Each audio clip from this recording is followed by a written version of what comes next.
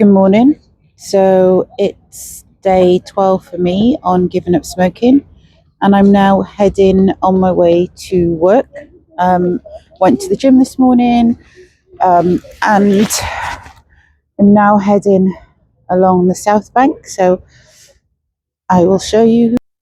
So now heading towards the south bank, towards the office. So since I last posted, a number of things have happened. So like I said, I'm on day 12 of my non-smoking. I've been going to the gym on a regular basis. But one of the interesting things is I've been listening to a number of really interesting podcasts talking about limited beliefs what, and just giving me ideas of what I should do when launching my next business. So I think I may have mentioned this. So one of the things that I'm looking to do is build a business around creating moments, and it's going to be called Savvy Stays, and it's focused around large group bookings.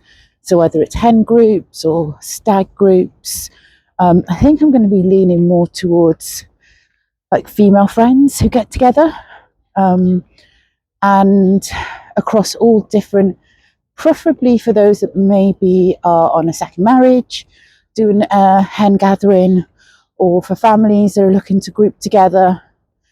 Not actually sure, but I'm just going to get some more information and find out. So one of the interesting things that I listened to a guy called David Priestley on the Doc. I don't know if you guys know Doc, Diary of a CEO. And one of the key things that I'm looking to do is they've mentioned about before you even start your business, I need two key things. So I've paid for the property, I've paid for a lot of the refurb, so the construction work, which is taking much longer than I'd expected, but I'm going to do a video on that on the weekend, give you a bit of an update on what's happening with the property. So I've covered a lot of those costs. Now we're looking for investors to cover the last part of the design of the outdoor space and also the interior design. So this can be some key things that we need to find some funding for. We're looking at roughly about 10 separate investors who are able initially to invest £5,000. And one of the things that they talked about was creating a waiting list. So in order to create this waiting list, it's, from what they're saying, is rather just going out there trying to find investors, is to focus on creating a waiting list, creating a desire, really. So for me, I'm really targeting individuals who have a little bit of money in the bank, that have thought about getting into Airbnb or design, or have ended up in a 9-to-5 job that is really boring, really difficult, and they're desperate to start focusing on building their creative side. So one of the things that I'm trying to do at the moment is to focus on building this like creative opportunity for anyone who's just fed up with their job, want to be involved in something a bit more creative as a stepping stone to maybe doing something themselves. So this was something I was listening to on the train, and really interesting to get to understand a little bit more about it. So London's always really beautiful at this time of the morning, like first thing in the morning. It's quiet, it's relaxing, it's perfect. So one of the other things that I've been looking at alongside focusing on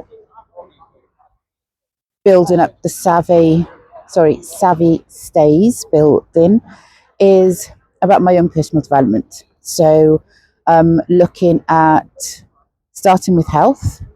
So I've been going to the gym regularly, but what I'm finding myself doing is when I'm describing this to friends or family or talking about it to anyone, I'm really downplaying it. So what I'm doing is every morning I'm going to the gym, and I am doing about 30 minutes on the treadmill and that's it. So for me, it's all about trying to be consistent. And with that consistency is like short. I can't go in there and like do the pumping the weights and all of that stuff. So I need to just go in, do my 30 minutes, come home, have a shower, go to work. And I've been doing that every single day since maybe the 13th. Maybe about 2 weeks now. Shit, yeah, it's been almost 2 weeks. So about 2 weeks every day, which for me, anyone who knows me, and hopefully you guys will get to know me, is I've shed loads of money, as I said in one of my other videos, on joining a gym and never actually got there. But now I'm doing it. I'm very self-conscious as well at the moment because I've never really videoed outside. It's usually been in the house or in the car. And I've got people walking past and sharing, just loads of different things. Anyway, I just need to get over it and move on because this is what I want to do. This is how I want to build my business. This is how I want to communicate. When I think about the stuff the information and the opportunities that have opened up by me watching other people on their journey and watching other people be brave, be bold, be brave.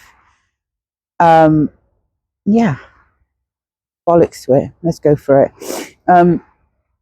So talking about the gym. See, I'm always like drifting off somewhere else.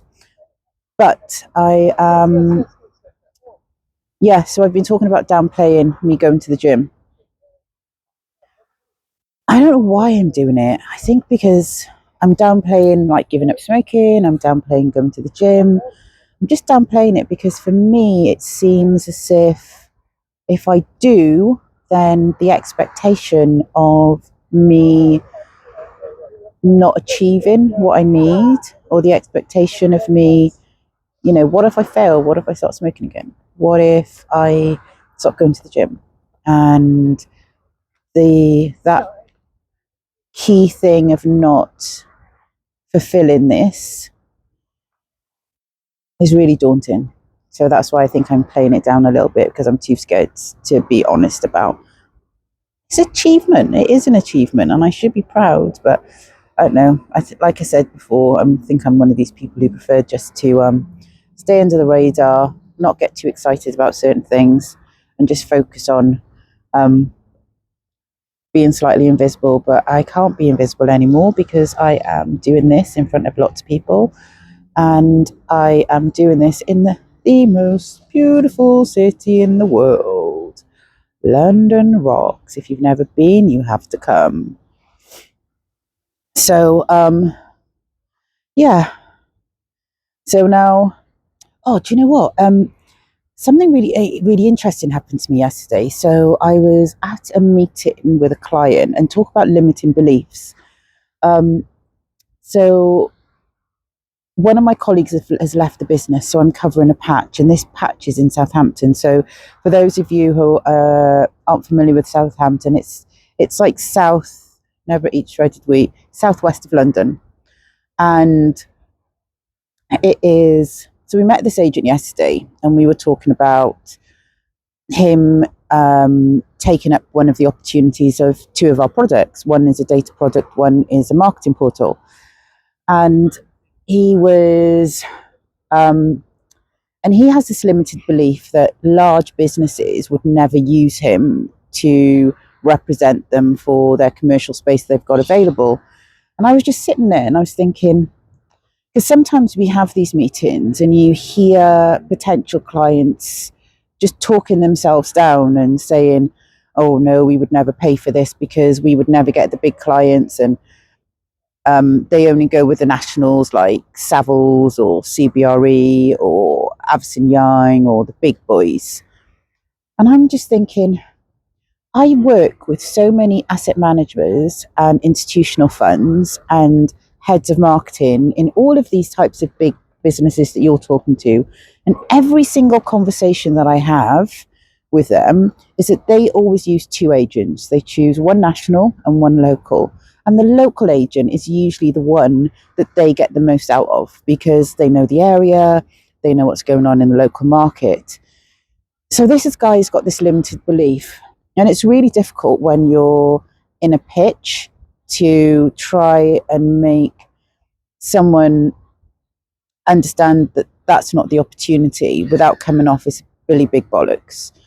So I'd said to them, so I explained my experience and said to them, I've worked over a decade with these businesses. I know how they work. But he absolutely was not having it, because he knows his local market. He's been in it for like decades. What do I know? Who's based in London, works with London companies. And I just thought, you're never, ever going to get that business if that's the attitude that you have. Because I can tell you there's lots of other businesses, agencies in your area that are out there doing everything they can. And it just made me realize that my limited beliefs stop me from doing a lot of things, and building this video diary and doing this has definitely helped me expand my mind and to open up. So maybe he should just start doing YouTube videos and seeing where we go. So thanks very much for everyone's time. It was lovely to see you. Let me show you this beautiful, beautiful city. Let me move. Oh, bollocks. So this is London. Thank you all for watching. Thank you for spending the last almost 12 minutes with me. All the best. See you soon. Take care. Bye bye.